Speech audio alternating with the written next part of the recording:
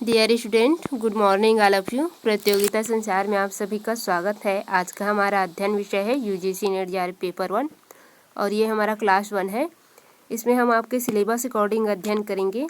तो आपके सिलेबस में फर्स्ट में है शिक्षण की अवधारणा, शिक्षण के उद्देश्य, शिक्षण की विशेषता। तो हम सबसे पहले क्लास 1 में अध्ययन करेंगे शिक्षण की अवधारणा और शिक्षण का उद्देश्य, क्योंकि आपका एग्ज़ाम बहुत नज़दीक है। तो चलिए क्लास जल्दी स्टार्ट करते हैं। शिक्षण की अवधारणा। तो शिक्षण की अवधारणा में हम मुख्य दो तथ्य देखेंगे, एक शिक्षक और दूसरा शिक्षण, क्योंकि शिक्षण का निर्माण किस यानी कि उत्पत्ति किस शब्द से हुआ है? शिक्षा शब्द से हुआ है। शिक्षा एक व्यापक पहलू है और जो शिक्षण है यह इसका एक छोटा सा अंश है। तो शिक्षा और शिक्षण दोनों का अर्थ, परिभाषा, उसकी उत्पत्ति ये पढ़ेंगे, क्योंकि यहाँ से एक क्वेश्चन हमेशा आता है। आपके शिक्षण अभिवृत्ति से लगभग 5 से 6 क्वेश्चन पूछते हैं। तो आपके शिक्षण की अवधारणा में से एक क्वेश्चन बनता है और उसके उद्देश्य से एक क्वेश्चन बनता है, उसके स्तर से एक क्वेश्चन बनता है, इस प्रकार से। तो चलिए पहले अवधारणा देख लेते हैं।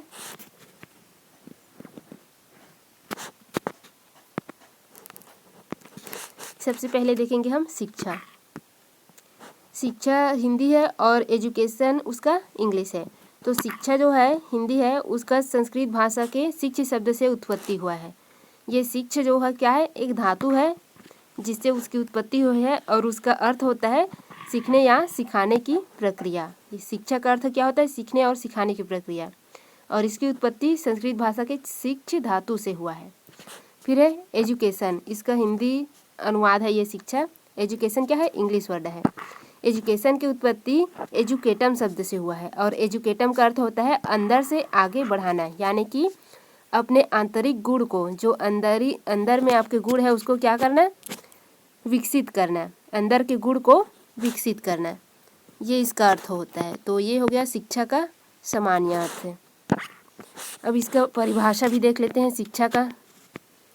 यहाँ से क्वेश्चन पूछ देते हैं कि जो शिक्षा शब्द है उसकी उत्पत्ति किस शब्द से हुआ है या किस धातु से हुआ है? तो शिक्ष धातु से हुआ है। और यहाँ पर एजुकेशन का उत्पत्ति किस शब्द से हुआ है और उसका अर्थ क्या है ये पूछेंगे। तो इसकी उत्पत्ति एजुकेटम शब्द से हुआ है और उसका अर्थ होता है अंदर से आगे बढ़ाना, यानी कि अंदर के गुण को विकसित करना।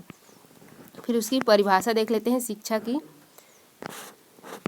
क्योंकि शिक्षा की परिभाषा दे देते हैं, इसके बाद आपसे जो लेखक है उनका नाम पूछते हैं। फिर है स्वामी विवेकानंद के अनुसार शिक्षा की परिभाषा। शिक्षा मनुष्य के सभी गुणों को प्रकट करने वाला विषय है। यह किसके अनुसार है? स्वामी विवेकानंद के अनुसार। फिर स्वामी विवेकानंद का एक कथन है, यानी कि कोटेशन है, मनुष्य में अंतर्निहित पूर्णता की अभिव्यक्ति ही शिक्षा है, यानी कि उनमें उनके अंदर जो ज्ञान है उनका अभिव्यक्ति ही क्या है? शिक्षा है। ये स्वामी विवेकानंद का कोटेशन है या कथन है। इसको लगभग कई बार पूछ दिए गए हैं, कोटेशन को लिख दिए गए हैं और उनका जो लेखक है या कथक है उनको पूछ दिया गया है। फिर है रविंद्रनाथ टैगोर के अनुसार शिक्षा के एक दीपक के समान है जो स्वयं जलकर दूसरों को प्रकाश देता है, यानी कि शिक्षा एक ऐसा ज्ञान है जो क्या करता है? दूसरों को ज्ञानवान बनाता है, ये कहना है इनका। फिर नेक्स्ट परिभाषा है लॉक के अनुसार। लॉक के अनुसार इनका एक कोटेशन है बढ़िया सा, ये एग्जाम में लगभग कई बार आ चुके हैं। प्रीवियस ईयर क्वेश्चन पेपर उठा कर देखेंगे तो आपको मिल जाएगा। Plant are developed by cultivation and man by education, यानी कि जो पौधे हैं वह उनका विकास किसके द्वारा होता है? कृषि के द्वारा। और मनुष्य का विकास शिक्षा के द्वारा होता है। ये इनका क्या है? एक कोटेशन है, परिभाषा है, जो कि बहुत ही महत्वपूर्ण है, तो ये याद रखेंगे। फिर है जॉन ड्यूवी के अनुसार, इसे जॉन ड्यूवी डीबी ऐसे करके बोलते हैं, तो आप इसे याद रखेंगे, कंफ्यूज नहीं होंगे। इन्होंने कहा कि what food is for physical development, education is for social growth, यानी कि इसमें कहा है कि जो जिस प्रकार शारीरिक विकास के लिए भोजन महत्व है उसी प्रकार समाज के लिए शिक्षा, ये इनका एक कथन है। और जॉन डूवी का एक और महत्वपूर्ण तथ्य है, विश्व का प्रथम शिक्षाविद कहे जाते हैं जॉन डूवी। तो ये भी पॉइंट आप याद रखेंगे, जो शिक्षाविद है, प्रथम शिक्षाविद कौन है, यहाँ से पूछ दिए जाते हैं शिक्षण की अवधारणा में, तो आप याद रखेंगे जॉन डूवी। तो ये हो गया इनका कोटेशन और इनका जो महत्व है ये भी याद रखेंगे, ठीक है। फिर आगे बढ़ते हैं हम, समय का अभाव है। शिक्षण का अर्थ देखेंगे। अब हम पहले देखे शिक्षा के संबंधित जो क्वेश्चन आने लायक है वो टॉपिक अध्ययन किए। अब शिक्षण का देखेंगे। शिक्षण का अर्थ। शिक्षण एक सामाजिक प्रक्रिया है जिसका अर्थ होता है सिखाना। टीचिंग मतलब क्या होता है? सिखाना, उसके अंदर के गुण को बाहर की ओर लेके आना, ये क्या होता है? एजुकेशन का अर्थ हो गया। वैसे ही ठीक शिक्षण का अर्थ होता है एक सामाजिक प्रक्रिया है जिसका अर्थ होता है सिखाना। इसमें उसको सिखाया जाता है। फिर है इसका 2 शब्दों में अर्थ निकाला जाता है, एक संकुचित शब्दों में और उसका विस्तृत शब्दों में। तो पहले संकुचित अर्थ देख लेते हैं, फिर इसका विस्तृत अर्थ देखेंगे। यहाँ से भी क्वेश्चन पूछ दिए जाते हैं कभी कभी। शिक्षण का संकुचित अर्थ है। शिक्षण के संकुचित अर्थ का संबंध स्कूली शिक्षा से है, जो आप स्कूल से शिक्षा प्राप्त करते हैं, और उसका व्यापक शिक्षा का संबंध कहाँ से है? आपके पूरे जन्म से लेकर मृत्यु तक के जहाँ से आप सीखते हैं उससे है। तो चलिए संकुचित अर्थ देख लेते हैं।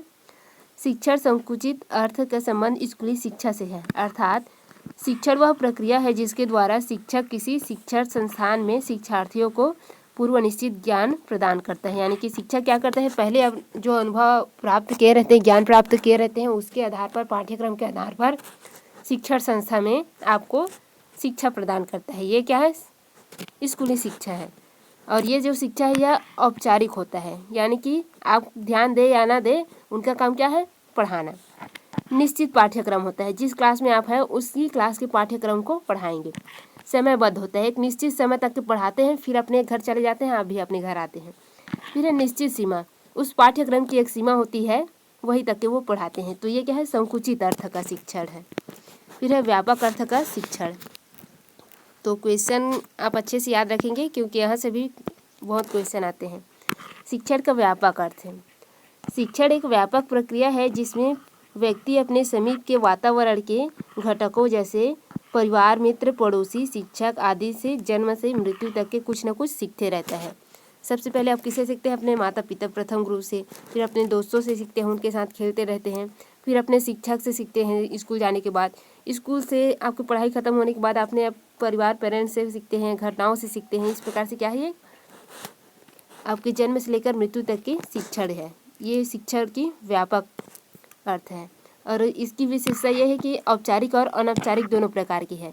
आप स्कूल में सीखते हैं, ये औपचारिक है, और जन्म से लेकर मृत्यु तक आप कहीं भी सीखते हैं, ये अनौपचारिक है। इस प्रकार से इसकी महत्वपूर्ण एक विशेषता है। फिर अब देख लेते हैं शिक्षण की परिभाषा। एग्ज़ाम आपका नज़दीक है, इसी वजह से हम थोड़ा फास्ट चल रहे हैं।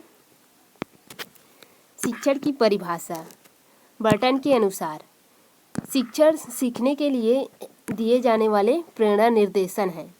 यानी कि शिक्षण क्या है? एक प्रेरणा और निर्देशन है ताकि विद्यार्थी सीख सके। फिर है जॉन एडम के अनुसार शिक्षण एक द्विध्रुवी प्रक्रिया है जिसमें एक ध्रुव शिक्षार्थी और दूसरा ध्रुव शिक्षक होता है। यानी कि शिक्षक क्या है? द्विध्रुवी प्रक्रिया है, इसमें 2 लोगों की ज़रूरत होती है, एक शिक्षक की और एक शिक्षार्थी की। शिक्षक नहीं रहेगा तो शिक्षार्थी सीखेगा कहाँ से, और ना शिक्षार्थी नहीं रहेगा तो शिक्षक सिखाएगा किसको। इस प्रकार से। फिर है रायबर्न के अनुसार शिक्षण त्रिध्रुवी प्रक्रिया है जिसमें शिक्षार्थी, शिक्षक तथा ये पाठ्य चर्चा है। आप ये पाठ्य चर्चा को ध्यान में रखेंगे। ये पाठ्यक्रम जॉन डीबी के अनुसार है। शिक्षण की 3 ध्रुव है। फिर है नेक्स्ट परिभाषा, ये देखिए जॉन डीबी के अनुसार आ गया, जो पाठ्य चर्चा उसमें लिखाएगा और पाठ्यक्रम जो है इसका है। जॉन डीबी के अनुसार शिक्षण एक त्रिमुखी प्रक्रिया है। एक प्रक्रिया विद्यार्थी, शिक्षक और पाठ्यक्रम, ये है इनका। फिर है एन.एल. पेज के अनुसार शिक्षण विज्ञान और कला दोनों है। शिक्षण विज्ञान और कला किस प्रकार है? शिक्षण में जब किसी शिक्षक जो होता है वो क्या करता है? हमें सिखाता है, शिक्षण देता है। तो वो क्या करता है? जब हमें प्रैक्टिकल देता है उसे हम करते हैं, प्रैक्टिकली सर्वे वगैरह देता है, वो क्या है? एक कला है। यानी कि किसी कार्य को करना ही कला कहलाता है। और शिक्षण में विज्ञान क्या कहलाएगा? जब उससे संबंधित हम तथ्यों पर विचार करते हैं, अन्वेषण करते हैं, प्रयोग करते हैं, तो ये संश्लेषण विश्लेषण करते हैं, तो वो क्या है? विज्ञान हो जाता है। इस प्रकार से शिक्षण क्या है? विज्ञान और कला दोनों है। फिर उसका निष्कर्ष, शिक्षण एक ऐसी प्रक्रिया है जिसमें एक व्यक्ति यानी कि शिक्षक दूसरे व्यक्ति यानी कि विद्यार्थी को ज्ञान, कौशल और अभिरुचि को सीखने तथा प्राप्त करने में सहायता प्रदान करता है। यानी कि क्या है, शिक्षण एक प्रक्रिया है जिसमें क्या करता है, जो शिक्षक क्या करता है, शिक्षार्थी के जो ज्ञान, कौशल और अभिरुचि है उसको क्या करता है, उसे सीखने के लिए और प्राप्त करने में सहायता प्रदान करता है। शिक्षार्थी इसमें क्या करते हैं, अपने ज्ञान, कौशल और अभिरुचि को बढ़ाता है, उसमें सीखता है और प्राप्त करता है। ये हो गया शिक्षण की जो परिभाषाओं का निष्कर्ष हो गया। अब देखते हैं, ये कंप्लीट हो गया आपके शिक्षण की अवधारणा। अब हम आएंगे शिक्षण के उद्देश्य।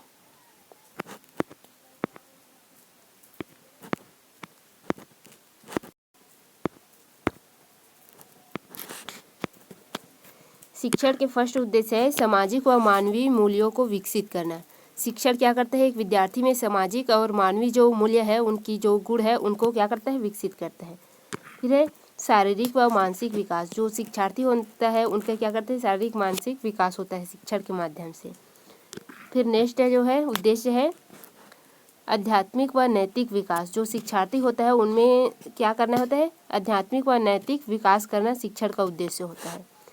नेक्स्ट पॉइंट है बालक की क्षमता, यानी कि उसकी जो अधिगम क्षमता है, पढ़ाई सीखने की क्षमता है, उसका क्या करना, विकास करना शिक्षण का उद्देश्य होता है। फिर है पार्श्विक प्रवृत्तियों में सुधार कर मानवीय गुणों का विकास करना। यानी कि जो शिक्षार्थी होता है वह क्या होता है, पहले पार्श्विक प्रवृत्ति के होते हैं, फिर उसमें क्या करता है, धीरे धीरे जैसे जैसे पढ़ाई करता है वैसे वैसे उनमें सुधार आता है, उनके गुणों में क्या होता है, विकास होता है शिक्षण के माध्यम से। तो ये क्या होता है, शिक्षण का मुख्य उद्देश्य होता है। नेक्स्ट पॉइंट है क्रियाशीलता का विकास करना। यानी कि शिक्षण का यह उद्देश्य होता है कि वह किसी भी विद्यार्थी में क्रियाशीलता का विकास करे, उसे गतिशील बनाए, क्रियाशील बनाए, मेहनती बनाए। फिर नेक्स्ट विशेषता है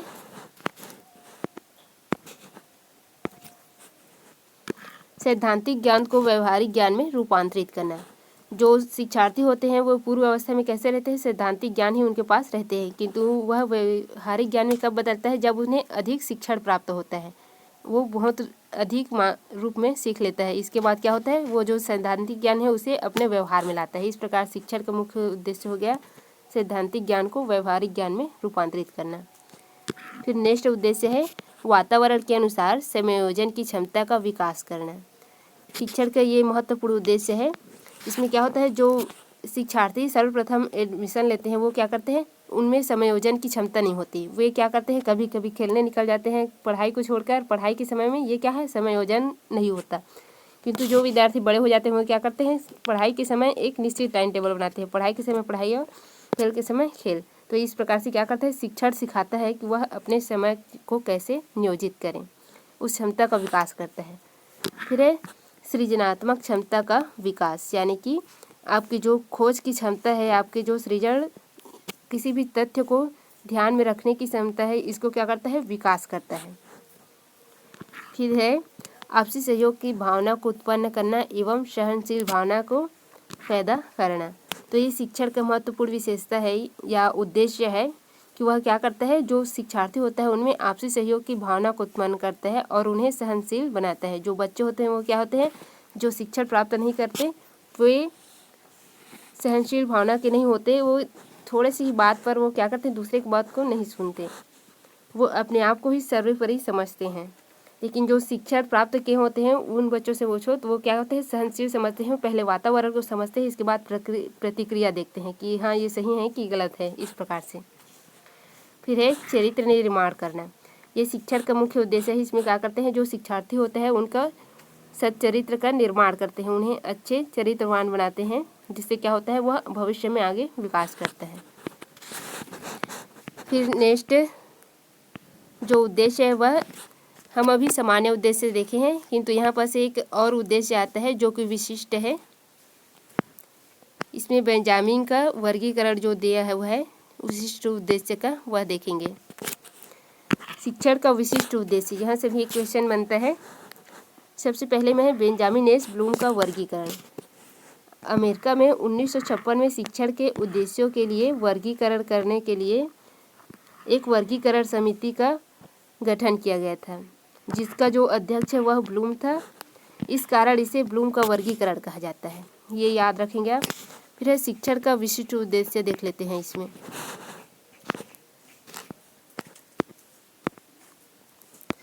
जो ब्लूम है उन्होंने शिक्षण के विशिष्ट 3 उद्देश्य बताए हैं, ज्ञानात्मक उद्देश्य, भावनात्मक उद्देश्य और क्रियात्मक उद्देश्य। इसे हम 3H के ट्रिक से जब भी जानते हैं। जो भावनात्मक उद्देश्य होता है क्या होता है, हार्ट, और ज्ञानात्मक हेड, और क्रियात्मक क्या होता है, हैंड। यानी कि क्रिया हम किससे करते हैं, हैंड से करते हैं। भावना क्या होता है, हमारे हृदय से जुड़ा होता है, और ज्ञान किससे जुड़ा होता है, हमारे दिमाग से, मस्तिष्क से जुड़ा होता है। इस प्रकार हेड, हार्ट और हैंड, ये 3 ट्रिक है जिसे हम 3H के नाम से जानते हैं। तो इसे आप याद रखेंगे। जो ब्लूम का शिक्षण का उद्देश्य है वो क्या है, 3H, यानी कि ज्ञानात्मक, भावनात्मक और क्रियात्मक। तो चलिए देख लेते हैं ज्ञानात्मक पक्ष में कौन कौन से उद्देश्य होता है। ये महत्वपूर्ण है, यहाँ से क्वेश्चन पूछते हैं। ज्ञानात्मक उद्देश्य, शिक्षण के ज्ञानात्मक उद्देश्य में मानसिक और बौद्धिक क्षमताओं से संबंधित होता है। यह उद्देश्य किससे संबंधित होता है, उनके मानसिक और बौद्धिक विकास से संबंधित होता है। जो शिक्षार्थी होता है उनके मानसिक और बौद्धिक विकास को बढ़ावा देता है शिक्षण जो है। इसके उद्देश्य को सरल और कठिन और अधिगम के निम्न स्तर से उच्च स्तर की ओर जाने के दृष्टिकोण है। यानी कि इसमें क्या होता है, सरल से कठिन की ओर बढ़ते हैं। क्या होता है इसमें, जो छोटे बच्चे होते हैं वो एडमिशन लेते हैं, फिर उनको सरल चीज़ सिखाते हैं, फिर कठिन चीज़। इस प्रकार से ये किस प्रकार है, सरल से कठिन की ओर। शिक्षण क्या है, सरल से कठिन की ओर, फिर निम्न स्तर से उच्च स्तर की ओर प्रारंभ होता है। तो ये ज्ञानात्मक पक्ष में होता है। उन्होंने ज्ञान कहाँ से प्राप्त करते हैं, पहले सरल ज्ञान, फिर धीरे धीरे उस ज्ञान में वृद्धि करते जाते हैं। तो इसे 6 भागों में बांटा गया है। जो ज्ञानात्मक उद्देश्य उसे पहले ज्ञान, बोध, उपयोग, विश्लेषण, संश्लेषण और मूल्यांकन। यानी कि पहले क्या करता है, जो शिक्षार्थी को क्या करना है, पहले शिक्षार्थी को ज्ञान प्रदान करना, फिर उसको बोध यानी कि उस ज्ञान को समझाना, उनके दिमाग में बिठाना। फिर है उपयोग, जो ज्ञान उनके पास है उनका उपयोग करना, ये सिखाता है। फिर विश्लेषण, जो उपयोग कर रहे हैं वो ज्ञान का, उसका क्या, वो सही उपयोग कर रहे हैं या नहीं, इसका विश्लेषण करना, उनका सिखाना, उन क्या होता है, शिक्षण का उद्देश्य होता है। फिर है संश्लेषण, जो तथ्य है उनको एकत्रित कर क्या करना, उसका मूल्यांकन करना, ये शिक्षण का उद्देश्य होता है। ये सभी क्या करते हैं, शिक्षार्थी को सिखाते हैं। ये जितने भी तथ्य है ये शिक्षार्थी को सिखाते हैं। ज्ञानात्मक पक्ष में ये उद्देश्य होता है। फिर है ये जो ऊपर 6 तथ्य लिखे हुए हैं उनका शॉर्ट रूप हम यहाँ पर लिख दिए हैं ताकि आप समझ पाएँ। ये आपको फर्स्ट है ज्ञान।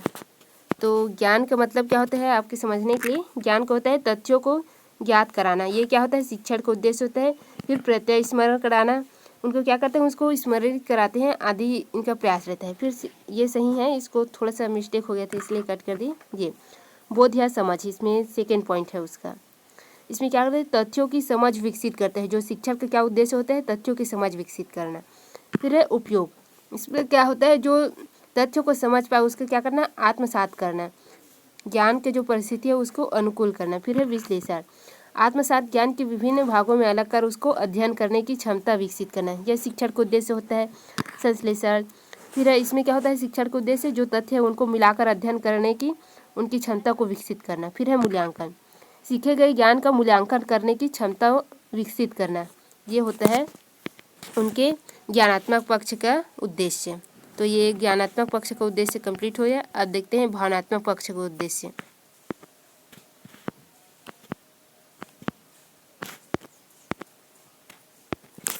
भावनात्मक पक्ष का उद्देश्य, इनमें वे तरीके शामिल होते हैं जिनमें हम भावनात्मक रूप से सामने क्या करते हैं, क्रिया करते हैं, जैसे कि तारीफ, उत्साह, प्रेरणा आदि। ये सभी क्या है, हमारे भावनात्मक पक्ष है। इसमें क्या होता है, शिक्षण का उद्देश्य होता है जो शिक्षार्थी है उनको ध्यान देना, सिखाना।